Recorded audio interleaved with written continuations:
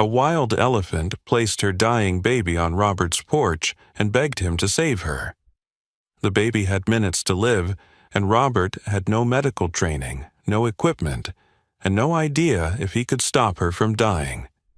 What happened next defied everything experts thought they knew about wild animals and trust. Before you watch, remember to like and subscribe so you don't miss another touching story like this one, and write in the comments where you're watching from and what time it is there.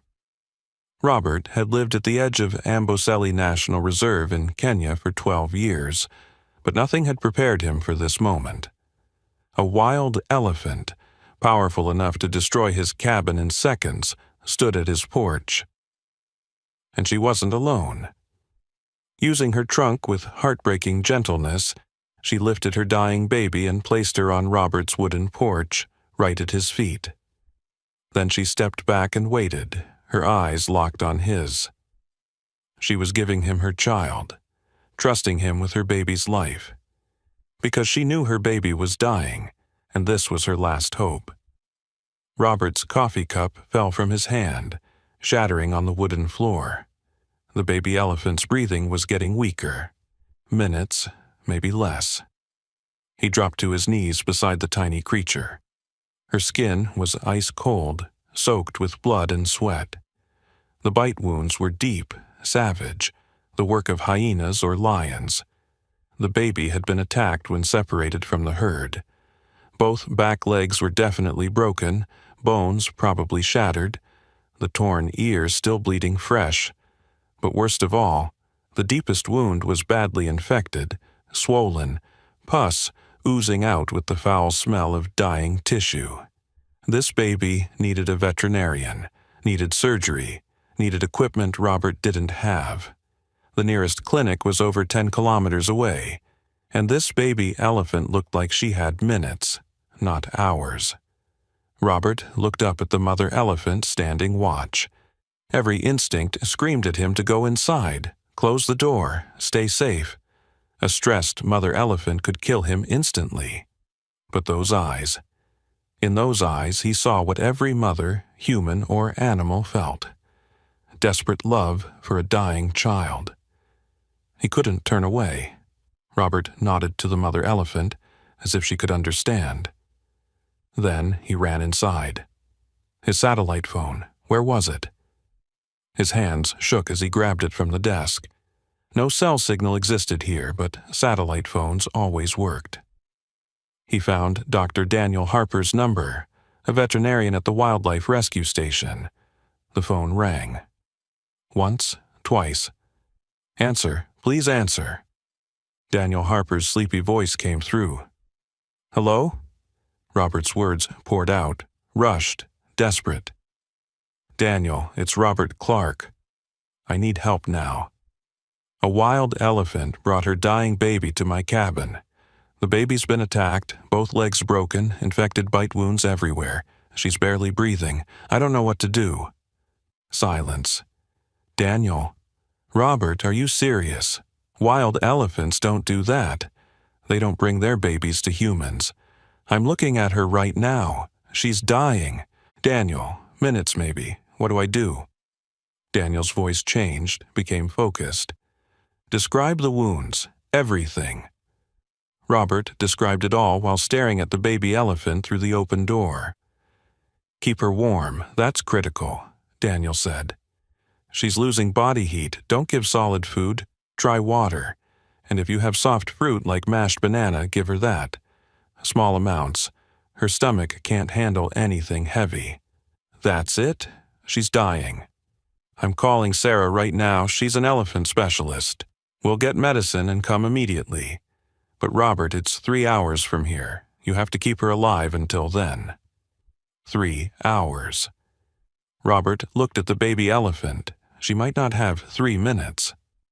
"I'll try," Robert said, and hung up. He ran to the bedroom, ripped the thickest blanket off his bed. No time to be gentle. He dragged the blanket to the porch. The mother elephant watched, her trunk swaying with anxiety. Robert spread the blanket next to the baby, got his hands under her small body, and rolled her onto it. She moaned in pain but didn't resist. Too weak to fight. He grabbed the blanket edges and pulled with everything he had. The baby elephant weighed at least 90 kilograms, maybe more. The wooden floor creaked and groaned under the weight. Robert's back screamed in pain, sweat pouring down his face, but he didn't stop. Centimeter by centimeter, he dragged her inside. The mother elephant moved closer, her massive shadow falling over him.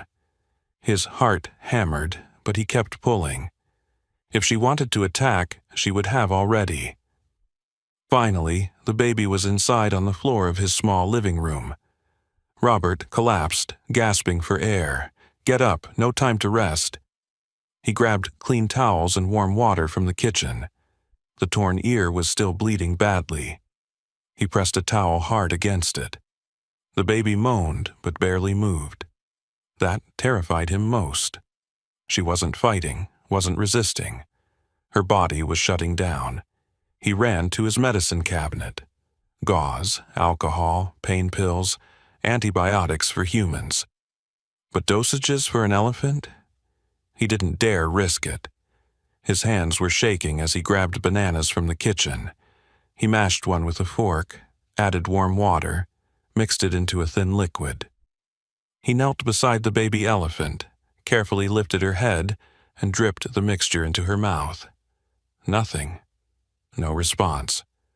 "Come on, please," Robert whispered. He tried again. The baby's small tongue moved, just slightly, licking. She swallowed. Relief flooded through him. Her body was still fighting. He kept going, drop by drop, patient, steady. 20 minutes to get half a banana into her, then water, precious water, drop by drop into her mouth. He pulled his kerosene heater close, turned it up, piled every blanket he owned around her. She needed warmth, needed to hold on. He opened the door slightly. The mother elephant was lying down now, right in front of the porch, her trunk stretched toward the door. Exhausted but watching. Always watching. "She's still breathing," Robert called out softly. "She's fighting. I'm doing everything I can."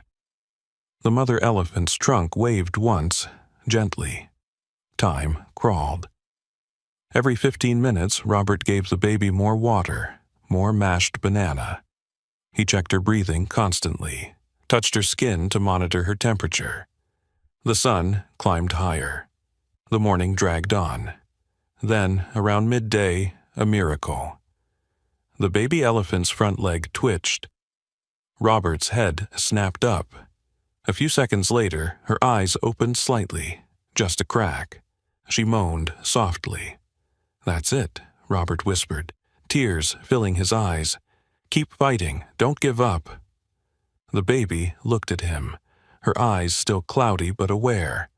She was still here, still trying. He ran to the door. "She woke up. Your baby just woke up. She's trying to live." The mother elephant's trunk reached toward the door, trembling. She wanted so badly to touch her child but knew she couldn't fit inside. The pain in those eyes was unbearable. Hours passed like days. Robert never left the baby's side. Finally, in the late afternoon, he heard it. A vehicle engine. He rushed outside. Daniel Harper's old Jeep came rolling up the dirt road, dust flying. The Jeep stopped, and Daniel jumped out, followed by a woman around 35 with her hair tied back, carrying medical bags. "This is Sarah," Daniel said quickly. "Elephant rescue specialist." Sarah's eyes went to the mother elephant lying by the porch. "In 10 years, I've never seen anything like this," she said quietly. "Wild elephants don't do this. She must have watched you, learned to trust you. This is extraordinary." They rushed inside. Sarah dropped to her knees beside the baby, her hands moving fast and professional, checking wounds, feeling bones, measuring breathing. 5 minutes later, she looked up, her face serious. "Multiple traumas. Both back legs broken, one might need surgery. This side wound is severely infected. Needs high-dose antibiotics immediately. severe dehydration and malnutrition. She paused. But she's alive, and she's fighting. Sarah opened her backpack, pulled out syringes and antibiotic vials. She prepared the injection based on the baby's estimated weight. Daniel held the baby's head steady. Sarah injected into the thigh muscle. The baby elephant jerked and cried out, a pitiful, weak sound. Immediately from outside came the mother elephant's long, anguished trumpet call. Robert stood with his hands clenched, feeling helpless. Sarah finished the injection and started an IV line, finding a vein in the baby's leg, carefully inserting the needle. Fluid began flowing into the tiny body. "She needs IV fluids all night," Sarah told Robert. "Close monitoring. If she gets worse, we transport her immediately, but moving her now is extremely dangerous. Better to treat here if possible." She left bags of medicine and bottles of special formula for orphaned baby elephants, showing Robert exactly what to do. "We'll be back tomorrow morning," Daniel said. "Any problems, call. Immediately." As they prepared to leave, Sarah turned to look at the mother elephant one more time. "This kind of trust," she said softly. "I've never seen it. She must have observed you before, knew you lived here alone, knew somehow you might help. That's incredible intelligence." The jeep drove away. Robert stood on the porch. The mother elephant was still there, trunk near the door like a guardian. "We did our best," Robert said to her. "Now we wait and see if she's strong enough." Night fell over the Kenyan grassland. Cricket sounds filled the darkness. Distant hyena calls echoed. The occasional deep roar of a lion. But no animal came near the cabin. The mother elephant was there, a living fortress. Robert sat beside the baby elephant all night. He didn't sleep, didn't dare close his eyes. Every half hour checking her breathing, her temperature. Changing IV bags when they emptied, just as Sarah had taught him. At midnight, he prepared formula, fed her slowly through a bottle with a soft rubber nipple. She drank weakly, but she drank, still fighting. Dawn came, first light through the window. Robert looked up, realizing he'd been awake all night. His body ached, but he didn't care, because the baby elephant was moving more strongly. One front leg stretched out, pulled back, eyes opened wider, breathing deeper. Tears ran down Robert's face. "You want to live," he whispered. "That's the most wonderful thing." He opened the door wide. The mother elephant was looking in, and in her eyes was something new. Hope. "She's getting better," Robert called out. "She's fighting, and we're not giving up." The mother elephant stood up, trunk reaching toward the door. She made a gentle, soft trumpet call, the sound mother elephants reserve for their babies. And from inside the cabin, the baby elephant answered. A weak sound, but clear, the call of a child for her mother. Robert stood between them, witnessing something sacred, the mother-child bond that crossed all boundaries. Just pure love, willing to do anything to protect a child. 2 days later, Daniel called. The baby needed x-rays to see how bad the bone fractures were. They had to bring her to the clinic. The next morning, Daniel arrived with a pickup truck. They carefully moved the baby elephant onto the truck bed, padded thick with straw and blankets. She cried out a few times in pain, but didn't fight much. When the truck started moving, the mother elephant became agitated. She paced, trunk swinging, making worried calls. Then she did something unexpected. She began running after the truck. Daniel drove slowly, only 10 kilometers per hour, so she could keep up. The entire 3 kilometers to the clinic, the mother elephant ran alongside, her trunk occasionally reaching up to touch the truck bed, making sure her baby was still there. At the clinic, Sarah and another veterinarian named James were waiting. They brought the baby inside. The mother elephant pressed her trunk against the window, watching. James examined the x-rays on the computer screen. Both back legs broken, but they're clean breaks. We can fix them with splints and casts. The infection is responding to antibiotics. He looked up at Robert. She can recover completely. 2 to 3 months of proper care, then she can return to the wild. They set the bones while the baby was under light anesthesia. Every sound brought worried calls from the mother elephant outside. An hour later, it was done. Both back legs carefully bandaged and splinted. The side wound treated and rebandaged. The torn ear stitched. "Take her home," Sarah said. "Continue the care. Medicine every 8 hours, daily bandage changes, proper feeding." Robert thanked them. They loaded the baby back onto the truck. This time, the mother elephant ran alongside but seemed calmer. She sensed her baby was getting better. Back at the cabin, Robert and Daniel carefully brought the baby inside. The mother elephant came to the door. Robert opened it wide. The mother reached her trunk inside, gently touching her baby. The baby made a soft sound in response. Then the mother looked at Robert, and in those eyes he saw deep gratitude. The days that followed became a routine. Robert cared for the baby like his own child, waking every 3 hours at night to feed her, giving her mashed fruit and soft vegetables during the day. She grew stronger. Her body filled out, the wounds healed, leaving only scars. The mother elephant stayed, choosing to remain alone rather than follow her herd, watching over her baby even from outside.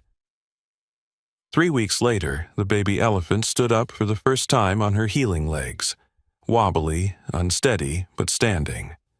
Robert opened the door wide so the mother could see. The mother elephant's joyful trumpet call echoed across the grassland.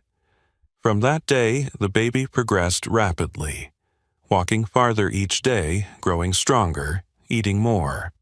2 months passed. Sarah and James returned to remove the bandages. The bones had healed completely. "She's ready," Sarah said, "stronger than we hoped." That evening, Robert sat on the porch watching the baby play with her mother for the first time in months. Trunks intertwined, the baby running circles while the mother stood patiently. This was what he'd fought for. The next morning, Robert woke to silence. He walked outside. The front yard was empty, only large footprints in the dry earth leading toward the savannah. Both elephants were gone. On his porch lay a single branch, placed carefully by the door. The mother elephant's goodbye. Robert knelt down, touching the branch. The mother had trusted him with her dying baby, and he'd given her back healthy and strong. Somewhere out there they were together again, running free across the African grassland. Did you enjoy this story? Would you try to save a dying baby animal, even knowing it's dangerous and the mother elephant is right there watching you? Yes or no? Let us know in the comments below. If you liked the story, subscribe to this channel and leave a like. Thanks so much for listening. See you in the next video. Have a great day.